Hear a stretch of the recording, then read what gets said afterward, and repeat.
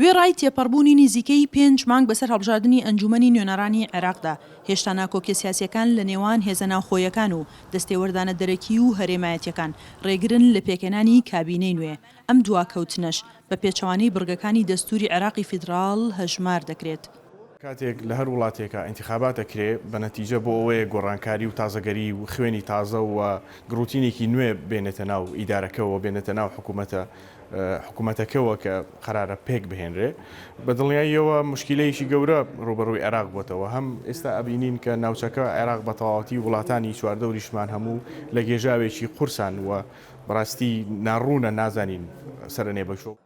بەپێی مادەی 76 دەستور دەبێت سەرۆکۆماری هەڵبژێردرا و سەرۆکوەزیرانی نوێ ڕاستپێرێت بۆ پێکێنانی حکوومەت، بەڵام لە دوای یەکەم دانیشتنی پەرلەمانەوە هێشتا پرسی سەرۆکۆماریش لە نێوان کووردا یەکلا نەبووتەوە کە بەپێی مادە دەستوریەکان کۆی پرۆسەی سیاسی کابینەی نوێ هەتا هەڵبژاردننی وەزیرەکانیش دەبێت لە ماوەی 90 ڕۆژدا یەکلا بکرێتەوە.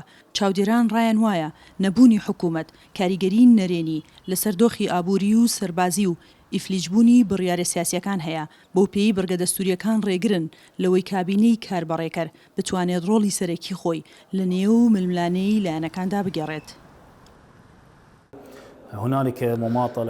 کاتکوشتن و دواخستنی پێکهێنانی حکوومەت دەگەڕێتەوە بۆ لایەنە سیاسیەکانی ناو هاوپەیمانی چوارچێوەی هەماهەنگی و لایەنە سیاسی کوردیەکان بۆ ڕێکەوتن لەسەر پاڵاوتنی کاندیدی سەرۆکۆمار و سەرۆکوەزیران. ئەم دواکەوتنە کاریگەری نەرێنی لەسەر بارودۆخی سیاسی و ئابووری عێراق هەیە.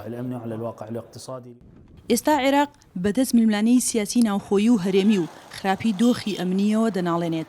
لەلایەکی تریشەوە ناتوانێت کۆنتڕۆڵی جوڵەی هێزە لە یاسا دەرچۆکان و توندڕەوەکانی نزیک لە ئێران بکات کە دەیانەوێت عێراق بەلکێشی شەڕێک بکەن کە هی خودی عێراقیەکان نییە. يعني تداعيات عدم تشكيل الحكومة إلى غاية اللحظة. کاریگەریەکانی پێکنێنانی حکوومەت تا ئەم کاتە بەڕوونی دەرکەوتوون بەتایبەت کە ئێستا لە ناو قێرانی جەنگداین. پێویستمان بە چارەسەری ڕاستەقینە هەیە لەلایەن حکوومەتێکەوە کە دەسەڵاتی ڕاهەی هەبێت و بتوانێت هەموو هەنگاوێکی پێویست بنێت.